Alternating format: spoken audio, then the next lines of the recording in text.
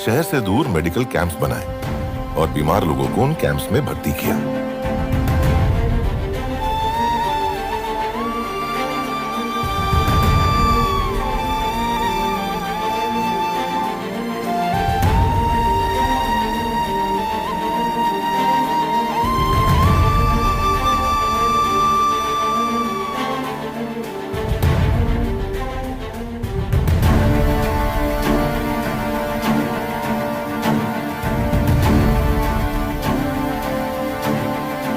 Medical camp से 7 kilometre दूर एक बस्ती में एक 5 साल का बच्चा बिबोनिक प्लेग का शिकार हुआ। सावित्रीबाई को जब पता चला तो वो बिना कोई चिंता किए उसे कड़ी धूप में बस्ती से लेकर मेडिकल कैंप की ओर चल पड़ी।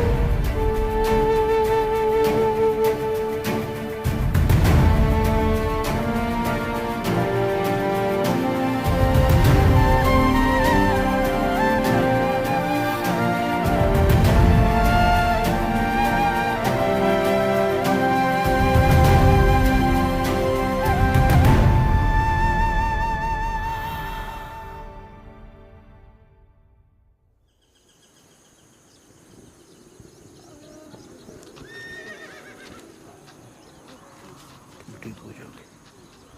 इधर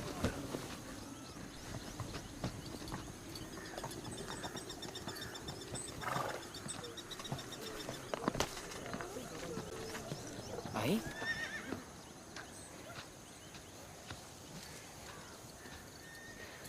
डॉक्टर खोले। भारी संख्या में लोग शहर छोड़ के जा रहे हैं। हालात नियंत्रण से बाहर जा रहे हैं। हाँ, महामारी फैलती ही जा रही है। बैठो। अब और पेशेंट्स के लिए जगह भी नहीं।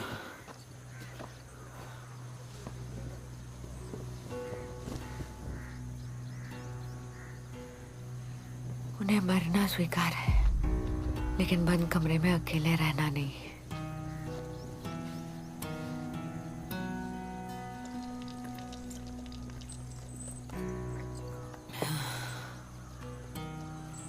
लगता है भगवान ने जैसे ये दुनिया बनाई वैसे ही खत्म कर देगा।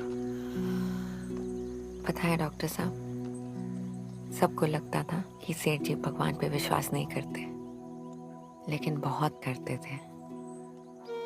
उनका मानना था भगवान कभी भी मनुष्य का बुरा नहीं चाहते हैं। वो तो मनुष्य की प्रकृति है।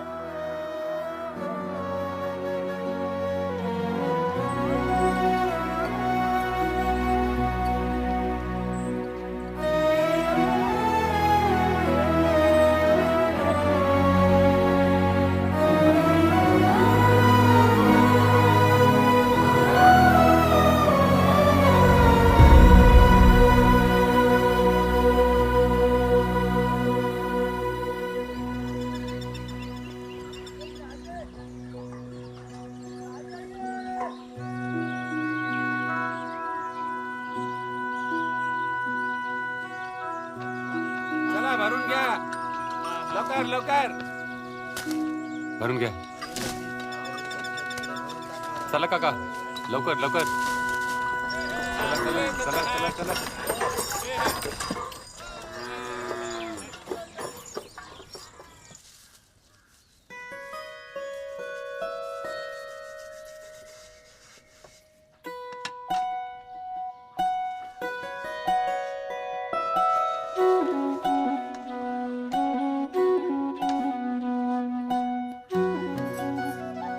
आता लवकर सगळे पोचले असतील। आप अकेले चले जाओ। क्यों? बापूजी को संदेह हो जाएगा। तुम्हारे बिना मैं ये नहीं कर सकता। चला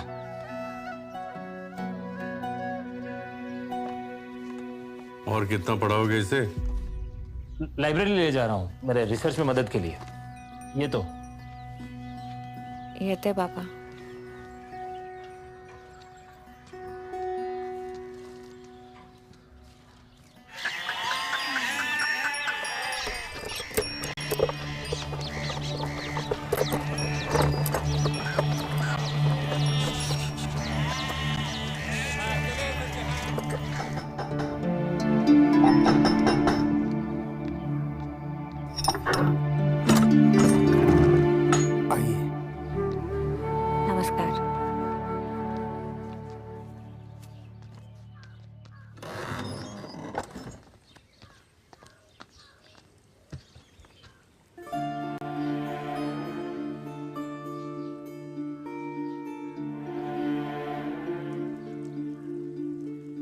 फक्त 5?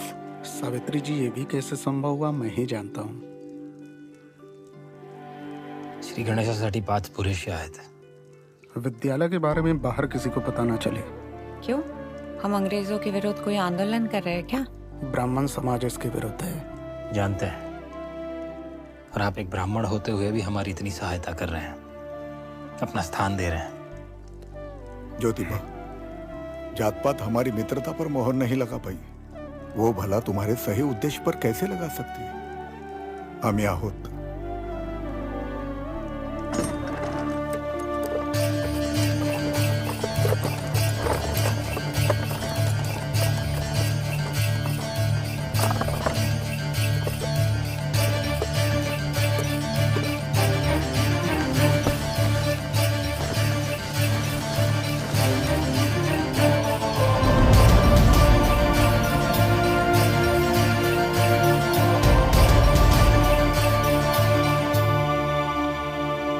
ये हैं ज्योतिबा जी, आपको अंग्रेजी पढ़ाएंगे.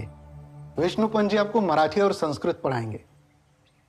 ये हैं सावित्री जी. सगळ्यांना शिकायचं आहे ना?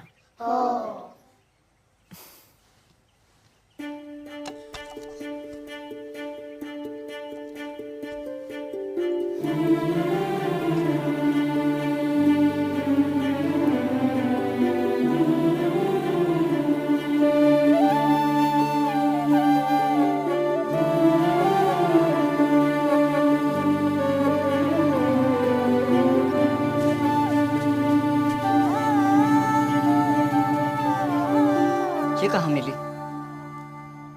पादरी जी रास्ते पर बांट रहे थे. बिस्कुट की लालच में तुम किताब भी ले आई? मैं तो किताब लेने गई थी. पादरी जी ने बिस्कुट भी दे दिया. तुम्हारा पढ़ने का मन करता है? सेठ जी, आप तो इंग्लिश स्कूल में पढ़े हो ना? मला पण शिकवा ना. पढ़ोगी तो घर का काम कैसे करोगी? कर लूंगी. आरंभ करोगी तो अंत तक चलना पडेगा. नंतर बोलू नका की सेठजींनी त्रास दिला.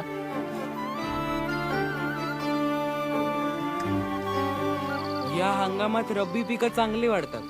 गहू, कपाशी, ज्वारी आणि त्यात भी आपके विद्यार्थी आ गए. पत्नी आहे माझी. देख लो, बड़ी होके तुम्हें पति की जगह अध्यापक ना मान ले.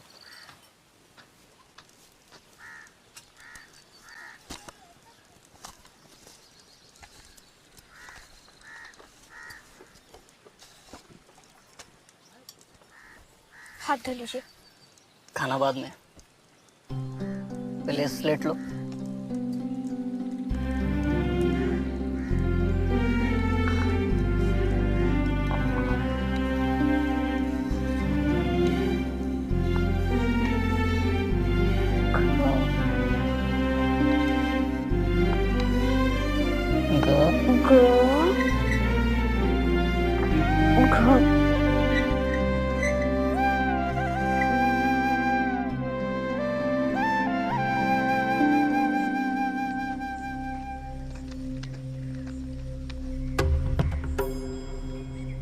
ये क्यों भूल जाते हैं कि इनके बाहर निकलने की अनुमति सिर्फ दोपहर को है?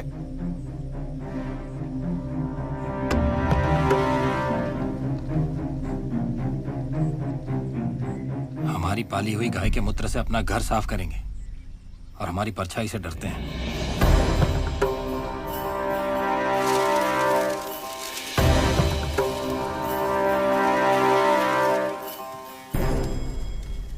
इन लोगों को किसी ने बताया ही नहीं कि ये कुप्रथा समाप्त हो चुकी है. ये ऊंचे लोग जो काम खुद नहीं करते, वो इनसे करवाना चाहते हैं. हमें पहले इन्हें जागरूक करना चाहिए. इनके आत्मसम्मान को जगाना चाहिए.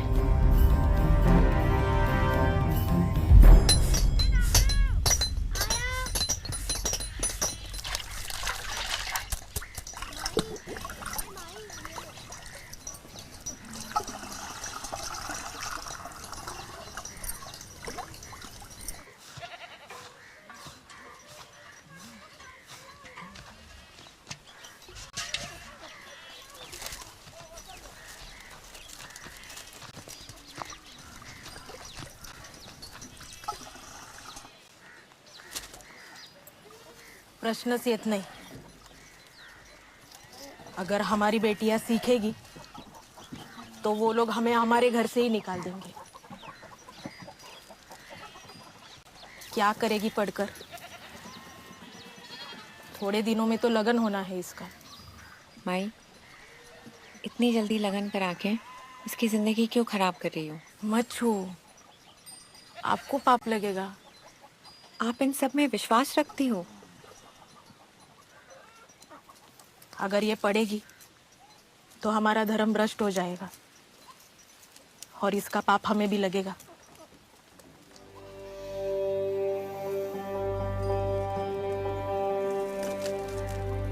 क्या नाम है? रखुमाई। रखमाई।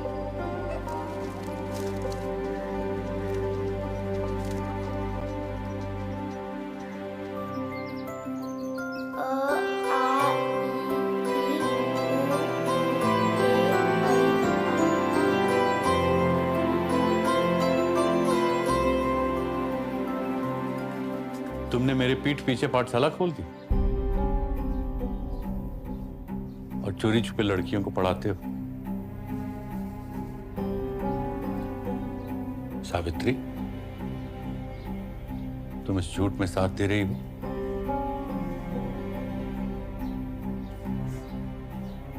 मेरे मना करने पर भी तुमने उसको पढ़ाया और आज जब क्षमा कीजिए, पर स्त्रियों का शिक्षण आवश्यक है। शिक्षित माँ ही अपने बच्चों को अच्छे संस्कार दे सकती है। स्त्री का धर्म होता है वंश को आगे बढ़ाना। वो तो हो पाया नहीं इनसे अब तक।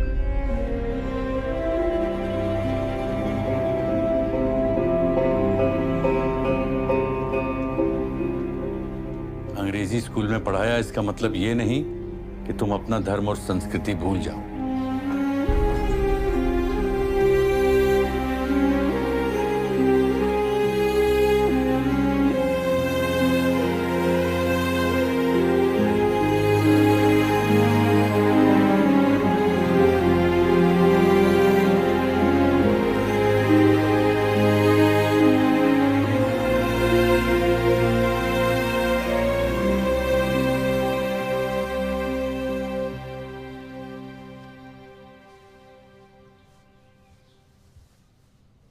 बाबा, क्या है हमारा धर्म?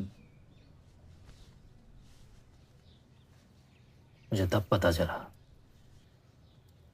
जब मेरे मित्र परांजपे के विवाह मंडप से ब्राह्मणों ने मुझे बाहर निकल दिया था, ये कहकर कि मैं विवाह मंडप को अपवित्र कर रहा हूं। क्या यही हमारी संस्कृति है, जहां शूद्रों को यह पढ़ाया जाता है कि वो वातावरण को दूषित कर रहे हैं, इसलिए उन्हें सबसे दूरी बना के रखनी चाहिए? ये सब शास्त्रों में लिखा है। नहीं, ये सब शास्त्रों को पढ़ाने वालों ने लिखा है। शास्त्रों में ये लिखा है कि जो ज्ञान अर्जित करेगा वो ब्राह्मण कहलाएगा। मैंने तो ज्ञान अर्जित किया ना बाबा, क्या मैं ब्राह्मण कहलाया?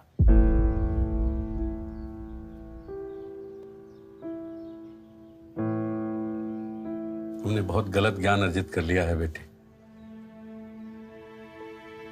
बाबा, मैंने वो ज्ञान अर्जित किया है जो हमसे छिपाया गया है। और विश्वास रखिए, मैं धर्म और सत्य के मार्ग पर ही हूं।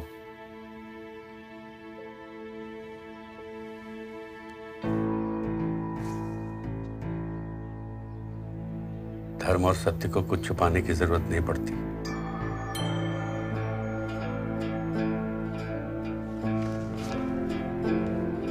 बाबा, विश्व में जितनी भी क्रांति हुई है आज तक, उन सब का आरंभ ऐसे ही हुआ है।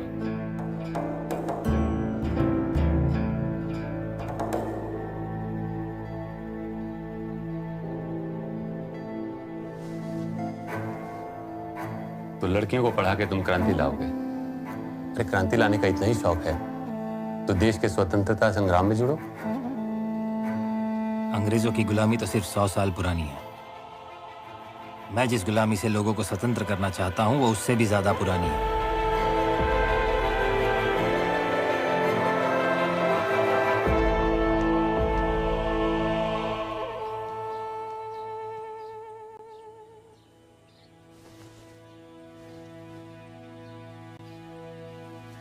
तुम कभी भी अपने आप को दोष मत देना कि एक स्त्री होने का धर्म तुम नहीं निभा सकती।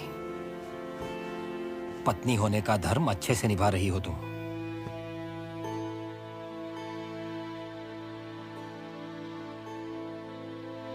भैया ने कहा कोल्हापुर में एक मंदिर है, 7 लौंग चढ़ाने से संतान की प्राप्ति हो जाएगी। क्यों मांगती हो तुम भगवान से वो जो तुम्हें देना नहीं चाहता?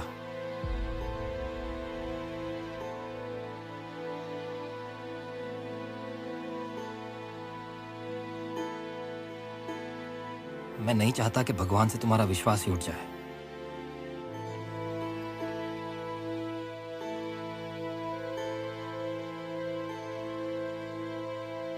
शायद वो हमें ऐसा कुछ देना चाहता हो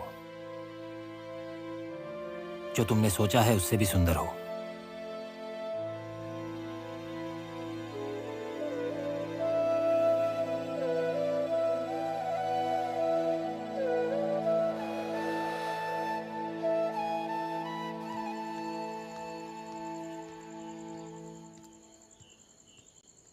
गया।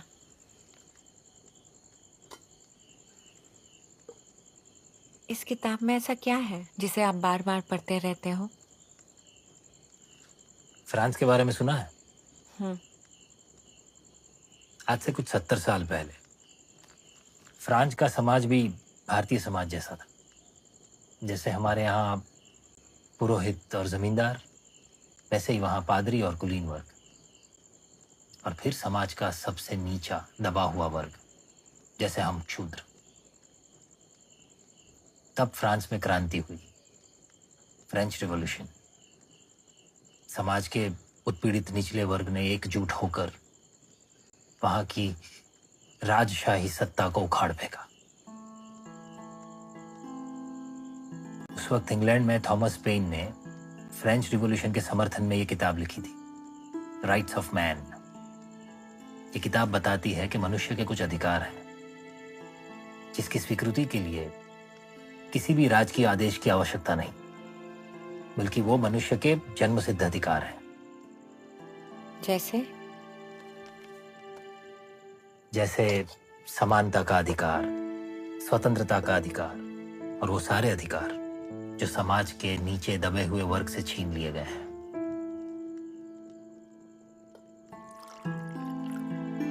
गुरुवार थर्सडे,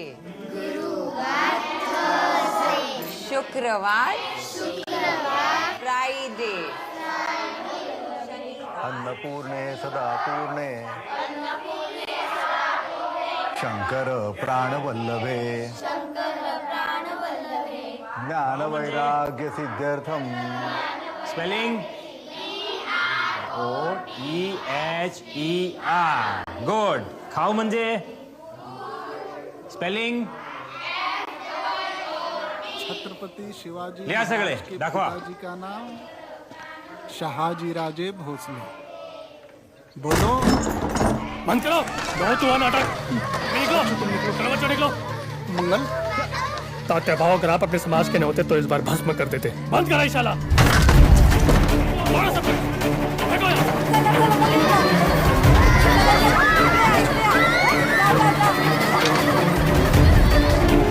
कर दो, कुछ नहीं बचना चाहिए। तोड़ देंगे सब।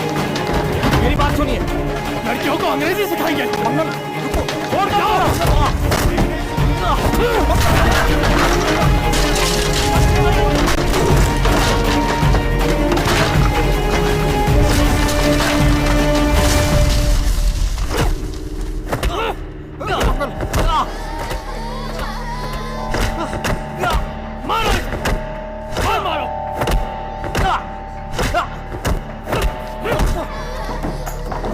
करने के बावजूद संस्कृति खराब करा।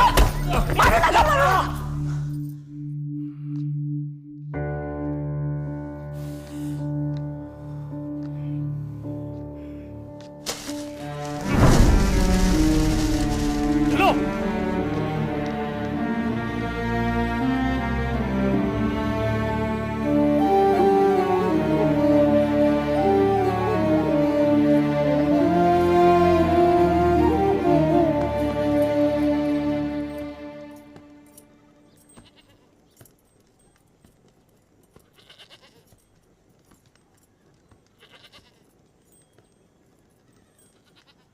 नसीब अच्छा था।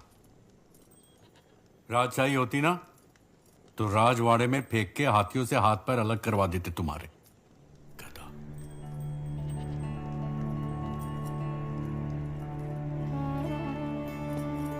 चलो एक बात तो समझ आ गई, यह युद्ध नहीं महायुद्ध है। आपकी जान जोखिम में नहीं डाल सकते। एक बार आरंभ किया तो अंत तक चलना होगा।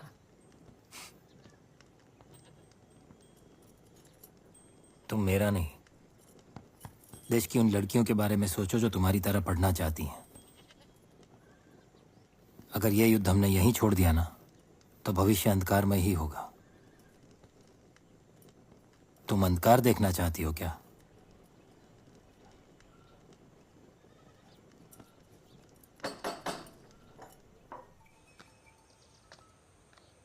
बाबा जी नमस्कार।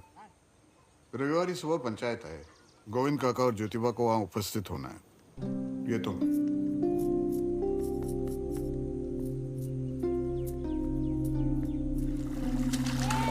गोविंदराव फुले, तुम्हारा परिवार पुणे के समृद्ध परिवारों में से एक है। 35 एकड़ भूमि के मालिक हो तुम, परंतु ये भूमि तुम्हें अपने दादा परदादा से नहीं मिली। वो तो पेशवा बाजीराव के महल में फूल सजाते थे, इसलिए भूमि पेशवा से तुम्हें दान में मिली और मिलते ही उन्होंने अपने नाम के आगे फुले जोड़ दिया। मगर भूलो मत, तुम गोर्रे हो, कुणबी किसान हो, शूद्र। साहस कैसे किया तुम्हारे बेटे ने हमारी बेटियों को पढ़ाने का? ज्योतिबा ने फिर हरकत करी तो जान से मार देंगे। हम यहाँ वार्तालाप करके समस्या का समाधान करने के लिए एकत्रित हुए। ज्योतिबा और विष्णुपंत लड़कियों को पढ़ाते हैं, वो भी चोरी छुपे वाड़ा में। ये सब पाप के भागीदार।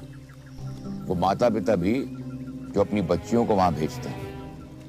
क्या इन्हें सही लगता है कि एक लड़का लड़की का हाथ पकड़कर उसे लिखना सिखाए? लगने के बाद यही लड़कियां चोरी छुपे पराये पुरुष को चिट्ठियां लिख सकती हैं। अकेले एक कमरे में उनका चरित्रहीन होना स्वाभाविक।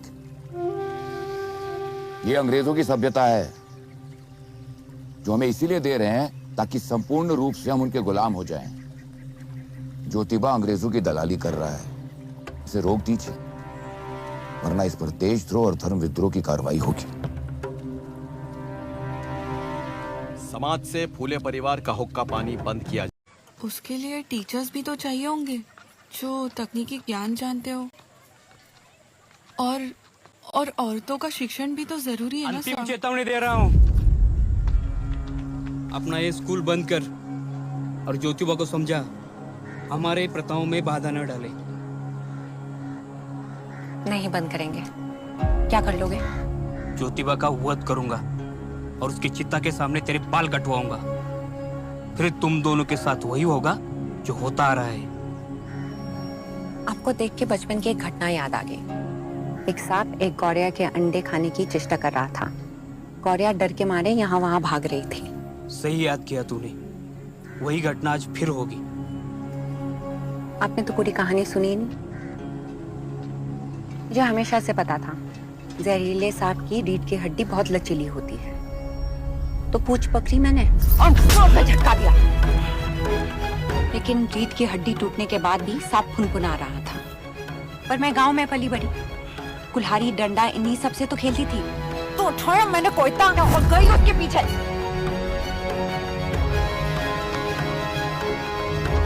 चलो फातिमा।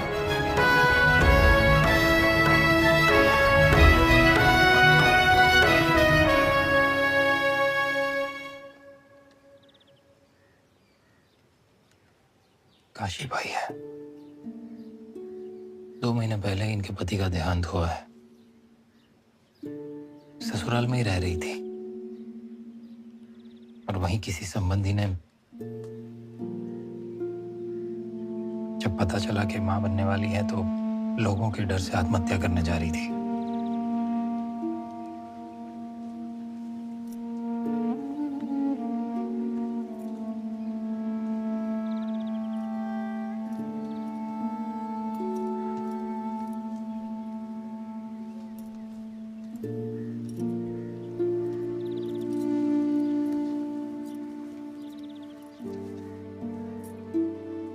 सावित्री।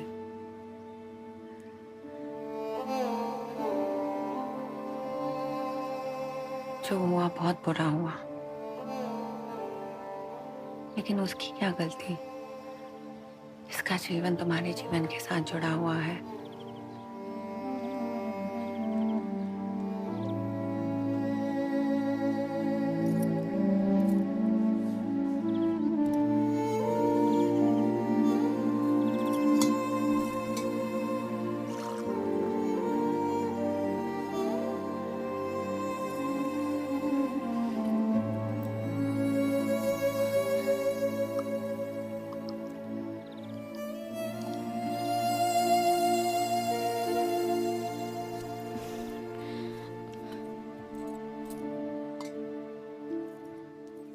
आज से ये घर तुम्हारा है।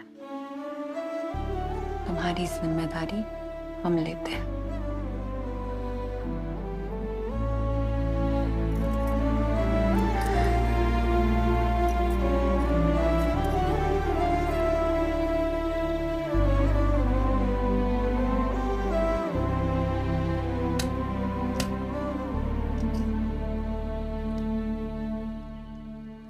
काशीबाई और हेमाबाई को तो हम बचा सके, लेकिन ऐसी और कितनी औरतें होंगी?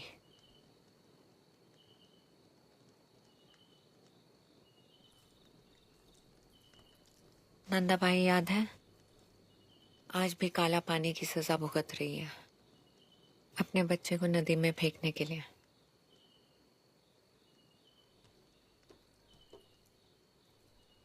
सेठ जी, ऐसी औरतों के लिए एक आश्रम खोलें।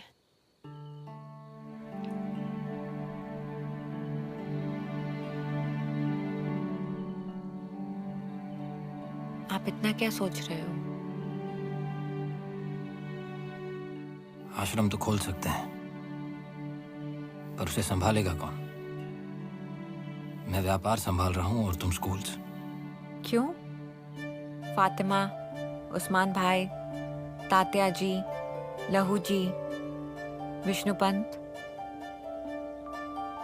और मैं, हम सब तो हैं। हम विधवाओं को आश्रय देंगे, बच्चे के होने तक पूरा ध्यान देंगे। उसके बाद माँ चाहे तो अपने संतान के साथ आश्रम में रह सकती है। मगर समाज में इन बच्चों का क्या दर्जा होगा? उन्हें पढ़ा लिखा कर इतना काबिल बना देंगे कि वो खुद अपना दर्जा कायम कर ले। खेतों में आई बारिश, खेतों में आई बारिश, निर्मल हो गई प्रकृति, निर्मल हो गई प्रकृति, फल फूल अनाज की पोषक है बारिश। राम राम ज्योति बाबू। बोलो जगदाले। पंडित जी ने भेजा है। क्यों? आपके घर में 2 विधवाएं हैं। खबर है कि उन्होंने बाल बढ़ा लिए, उसे काटना होगा।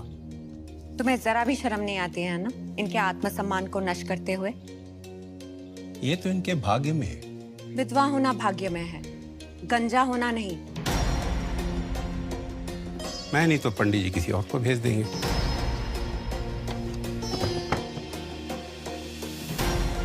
तुम लोगों में से ही किसी को भेजेंगे ना। पंडित जी खुद तो नहीं आएंगे।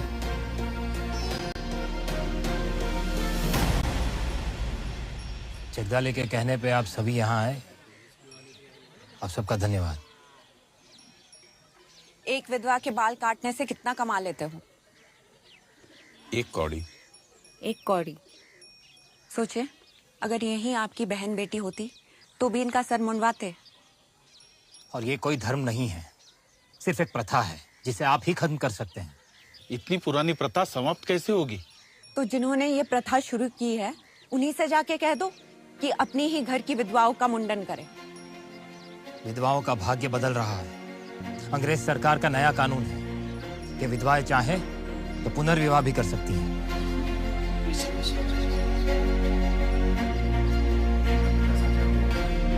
चलो उस तरह डालो सब लोग, डालो।